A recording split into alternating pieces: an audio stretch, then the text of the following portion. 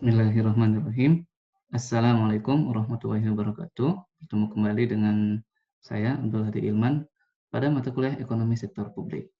Pada video kali ini, kita akan membahas tentang efisiensi and equity. Equity, kalau diartikan dalam bahasa Indonesia, itu lebih mirip kepada keadilan daripada kesetaraan. Nah, sebagai preview, pada bab sebelumnya, tanpa adanya kegagalan pasar, artinya pasar efisien gitu ya, maka pasar akan menciptakan kondisi yang efisiensi baru. Kita sudah membahas ini. Namun bahkan dalam kondisi yang efisien, distribusi pendapatan antar kelompok masyarakat gitu ya, dapat saja dianggap kurang diharapkan, artinya kurang diinginkan. Maka tujuan utama pemerintah adalah untuk mengatasi distribusi pendapatan tersebut. Nanti misalnya karena dengan pajak, dengan bantuan tunai, transfer, dan sebagainya. Tantangannya kemudian adalah bagaimana menyeimbangkan antara efisiensi dan keadilan tersebut. Ini yang akan kita coba bahas, bahwa antara efisiensi dan equity itu ada trade-off. Trade-off itu dalam bahasa Indonesianya itu adalah dilema. Kita harus bisa memilih salah satunya. Akan sangat sulit sekali bagi kita untuk memilih untuk kedua-duanya, walaupun mungkin dalam kondisi-kondisi tertentu bisa. Nah, kita akan melihat ilustrasi di samping ini bahwa bagaimana perbedaan antara equality dan equity. Gitu ya. Equality lebih kepada bagaimana memberikan barang atau hak yang sama, gitu ya. Misalkan di sini satu kotak, akan tetapi ini akan membuat yang kecil itu tidak bisa melihat, gitu. Sementara yang besar tanpa diberikan satu kotak pun sebenarnya bisa. Nah, equity itu lebih memberikan keadilan agar semuanya memiliki kesempatan yang sama, maka kemudian diberikan resource mungkin tidak merata, tidak equal, tapi kemudian menciptakan sebuah keadilan. Gitu. Ini perbedaan antara equality dan equity. Nah, apa sih dilema efisiensi dan distribusi itu?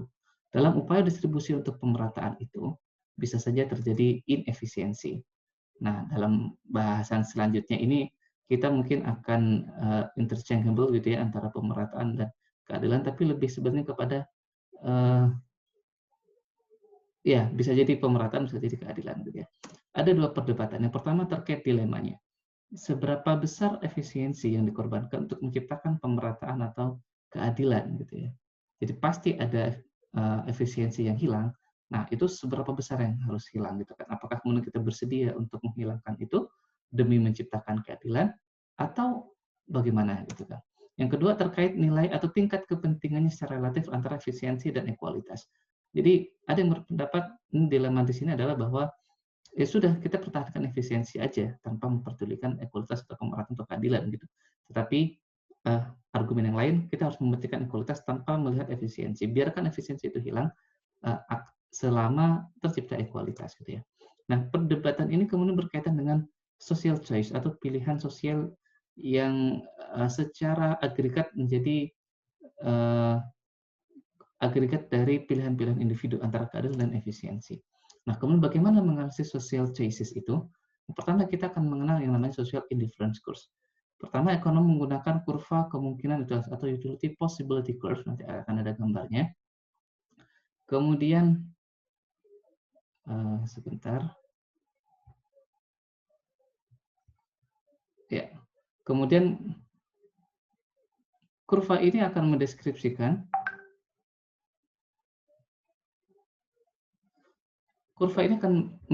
tingkat utilitas tertinggi yang bisa dicapai seseorang dengan diberikan tingkat utilitas orang lain gitu ya. Utility possibility curve ini lebih mirip kalau dalam konteks individu itu dengan budget constraint. Budget constraint itu berarti berapa budget yang kita punya untuk membeli kombinasi dari dua barang gitu ya.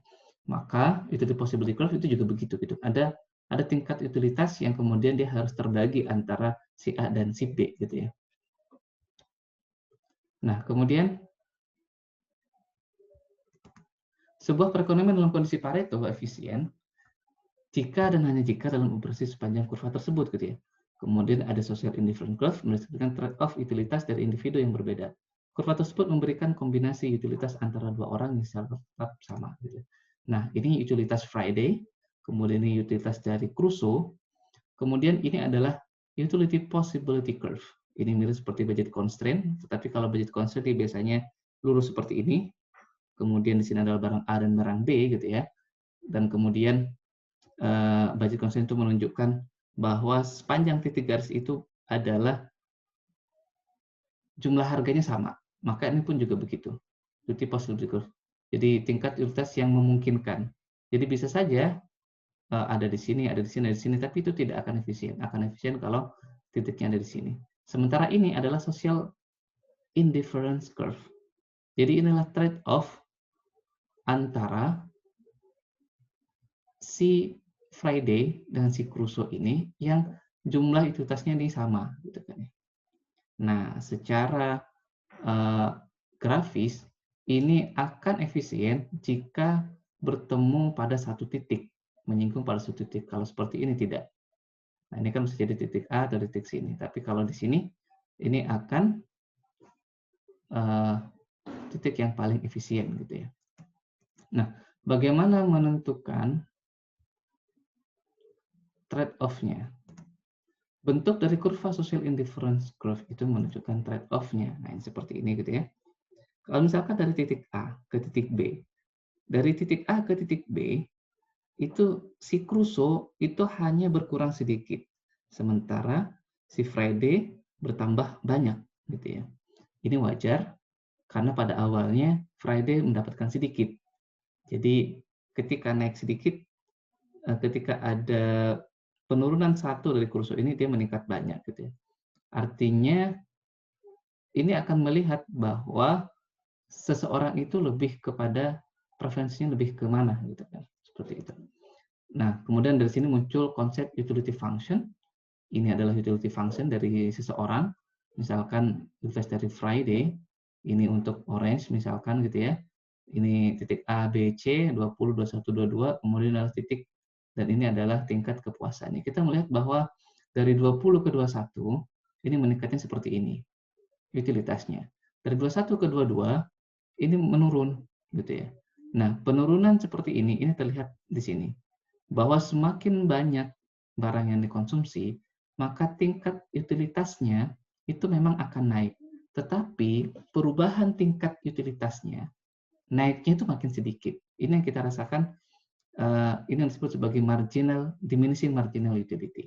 Ini yang kita rasakan kalau misalkan pertama kali kita minum satu gelas, kita akan merasa nikmat. Gelas kedua, nikmatnya akan bertambah dan penambahannya itu juga meningkat gitu ya. Tetapi memasuki mungkin gelas keempat, gelas kelima, memang tingkat kepuasannya akan bertambah, tetapi tidak sebesar penambahannya itu seperti sebelumnya. Akan turun dia marginal utility-nya gitu ya. Nah, mengevaluasi trade-off seperti apa? Kita perlu menggunakan social welfare function, fungsi kesejahteraan sosial yang memberikan kerangka kerja di mana konsekuensi distribusi dari sebuah kebijakan dapat dianalisis. Ini sebenarnya sama seperti fungsi permintaan, fungsi penawaran, dan fungsi-fungsi produksi dan fungsi-fungsi lainnya. Gitu ya. Artinya nanti akan ada rumus-rumusnya gitu. Nah, prinsip Pareto mengatakan bahwa kita harus memiliki preferensi terhadap alokasi yang memungkinkan satu pihak diuntungkan, pihak lain tidak dirugikan. Ini disebut sebagai Pareto improvement gitu ya. Nah, kalau pada posisi efisien Pareto gitu, Pareto yang efisien gitu ya, maka tidak memungkinkan perubahan yang seperti itu. Jadi ketika ada satu pihak yang diuntungkan, maka pihak lain akan dirugikan. Gitu ya. Sayangnya alokasi seperti ini jangan terjadi. Yang sering terjadi adalah ada trade-off antar pihak itu. Itulah pentingnya social welfare function sebagai kriteria tambahan. Nanti kita akan membahas ada dua social welfare function, yaitu utilitarianism dan Rawlsianism. Nah, seperti ini misalkan contoh. Ini utility of second group, ini utility of first group. Kalau titik awalnya adalah titik A, gitu ya, yang pasti adalah antara W1 dan W2, itu preferensinya lebih besar pada W2. Artinya W2 ini memberikan tingkat utilitas yang lebih besar secara total daripada W1. Akan tetapi, ketika meningkat dari W1 ke W2, itu memungkinkan salah satu grup itu dirugikan. Nah, bagian mana yang kemudian tidak dirugikan? Hanya bagian sini. Dari sini ke sini. Artinya sepanjang kurva dari sini ke sini, dari titik A ke titik sini, maka kita bisa memastikan bahwa antara second group dan first group itu tidak ada yang dirugikan, bahkan keduanya bisa meningkat. Misalkan dari titik A kan di sini. Kalau ke sini berarti kan dia nambah. Begitu juga dengan titik di second group. Selama dia naik ke sini, gitu ya, maka dia akan diuntungkan. Kalau di titik B, second group memang akan diuntungkan, tetapi first group dirugikan. Dari A ke B ini akan mundur, gitu ya. Di sini A, di sini B, mundur. Jadi perubahan kombinasi utilitas antara first group dan second group dari W1 ke W2 itu hanya akan menguntungkan kedua belah pihak jika kombinasinya berada di sini. Gitu. Nah, ini trade off-nya. Jadi, tetapi kan kita lihat bahwa wilayah ini sebenarnya sangat kecil, gitu ya. Bisa jadi lebih banyak di sini, gitu kan, dan seterusnya. Nah, dalam fungsi kesejahteraan yang pertama, kita akan utilitarian social welfare function yang mengatakan bahwa kesejahteraan sosial secara total itu adalah sama dengan jumlah utilitas individu di masyarakat. Jadi tinggal di jumlah, gitu ya. Secara sederhana mereka berargumen bahwa kita harus meningkatkan kesejahteraan secara keseluruhan seperti ini. W itu sama dengan U1 dan plus U2, gitu ya. Nah, U1 itu adalah maksudnya first group, kelompok pertama, bisa jadi ini merepresentasikan misalkan kelompok miskin, U2 misalkan merepresentasikan kelompok kaya, gitu ya. Maka menurut utilitarian ini, kita cukup meningkatkan kesejahteraan secara keseluruhan. Artinya begini, kalau ada kue, di mana kue itu harus dibagi antara yang kaya dan yang miskin, gitu ya. Kita nggak peduli itu berapa U1, berapa U2, atau berapa untuk yang miskin, berapa untuk yang kaya. Yang penting kuenya diperbesar aja. Semakin besar kuenya, maka dengan proporsi yang sama, harusnya secara absolut, secara nominal, nanti kelompok yang paling kecil, itu nanti pasti akan mendapatkan kesejahteraan yang juga meningkat, gitu kan. Tentu yang kaya juga pasti akan meningkat yang lebih besar pastinya, begitu kan. Tetapi poinnya adalah untuk meningkatkan kesejahteraan, ya meningkatnya secara keseluruhan aja, kuenya diperbesar aja, gitu ya. Sehingga utilitas antar individu itu diubah secara sama. Nah, di bentuknya seperti ini, gitu kan. Jadi kurva yang seperti ini akan menjelaskan bahwa ketika Friday mau memberikan satu atau Crusoe, gitu ya, mau mengurangi satu, gitu ya, mengurangi satu berarti turun, gitu ya, maka Friday itu akan mendapatkan jumlah utilitas yang sama. Ini biasanya terbentuk 45 derajat, ini sama, gitu ya. Ini utilitarian social indifference curve. Jadi Crusoe akan mendapatkan sesuatu yang utilitas yang sama dengan utilitas yang dilepas oleh Friday, gitu kan. Nah, ini utilitarian social welfare function, gitu ya. Sementara Rawlsian social welfare function ini mengatakan bahwa kesejahteraan sosial itu sama dengan utilitas individu yang paling rendah di masyarakat. Nah, secara sosial, kesejahteraan akan meningkat hanya dengan meningkatkan kesejahteraan kelompok masyarakat terbawah, bukan kelompok yang lainnya. Dengan kata lain juga, berapapun peningkatan kesejahteraan pada individu yang better off atau kaya, misalkan, gitu ya, tidak akan bisa mengkompensasi penurunan kesejahteraan pada individu yang worse off atau yang dirugikan. Bentuk kurvanya akan seperti ini, gitu ya, bentuk seperti L. Maka kalau kita bisa misalkan mengatakan bahwa si Crusoe ini merupakan yang better off, gitu ya, maka ketika dia mau meningkatkan dari sini, gitu ya, terus meningkat, dia bisa aja meningkatkan utilitasnya secara individu, gitu ya, tetapi dia tidak akan meningkatkan utilitas dari Friday, gitu ya, dan tidak meningkatkan utilitas secara keseluruhan juga, gitu kan. Nah, yang perlu dikatakan adalah utilitas ini, utilitas entah pokoknya salah satu grup yang worse off, gitu, atau yang paling rendah posisinya, gitu ya, paling rendah dalam segi kesejahteraan, gitu ya. Itu Rawlsian. Nah, kemudian ini ada beberapa, terutama mungkin yang ini yang perlu kita perhatikan, bahwa bagaimana membandingkan antara cara individu dan sosial atau masyarakat dalam menentukan pilihan, gitu ya. Ini individual choices, di sini social choices. Yang pertama, opportunity set-nya di sini ada budget constraint seperti yang saya sampaikan di awal. Sementara social choice itu utility possibility curve. Jadi, kemudian preferensinya individual indifference curve, ini social indifference curve. Kemudian preferred point-nya atau poin yang diinginkan sebenarnya sama, gitu ya. Persinggungan. Jadi perlu pelajari lagi mikro satu, sehingga kita bisa memahami analogi antara individual choices sama social choices gitu ya. Nah, social choices in practice, artinya dalam praktiknya, pemerintah membuat keputusan publik itu tidak menggunakan kurva utility possibility atau fungsi utilitas. Cara yang digunakan justru adalah mengidentifikasi dan mengukur manfaat bersih atau net benefit, yaitu manfaat benefit dikurangi cost. Ini artinya adalah cost and benefit analysis sebenarnya gitu ya, yang diterima dari setiap kelompok masyarakat. Yang kedua, kemudian memastikan bahwa program tersebut dapat membuat semua pihak diuntungkan, jadi adanya Pareto improvement. Jika tidak terjadi Pareto improvement, maka kondisinya akan sulit gitu. Pemerintah akan berhadapan dengan dilema antara efisiensi dan keadilan. Nah, bagaimana mengukur manfaat? Bagaimana kita bisa mengukur manfaat atau benefit yang diperoleh orang, misal dari peningkatan utilitasnya gitu ya. Artinya ketika kita makan satu pizza naik ke dua pizza, satu bakso naik satu bakso, itu kan tidak bisa diukur, susah sekali diukur gitu ya. Maka salah satu standar pengukurannya adalah menggunakan kemampuan untuk membayar, yaitu willingness to pay atau WTP. Willingness to pay itu berbeda dengan has to pay yang harus dibayar. Nah, kita dapat menggunakan konsep WTP ini untuk mengkonstruksi kurva permintaan. Pada ekonomi mikro ataupun pengantar mikro itu juga sudah dijelaskan tentang bagaimana membuat kurva permintaan yang berawal dari willingness to pay ini. Nah, secara singkat adalah kita tidak akan membahas kurva permintaannya, tetapi di sini ada willingness to pay, di sini ada utility curve, di sini number of sweatshirt gitu ya.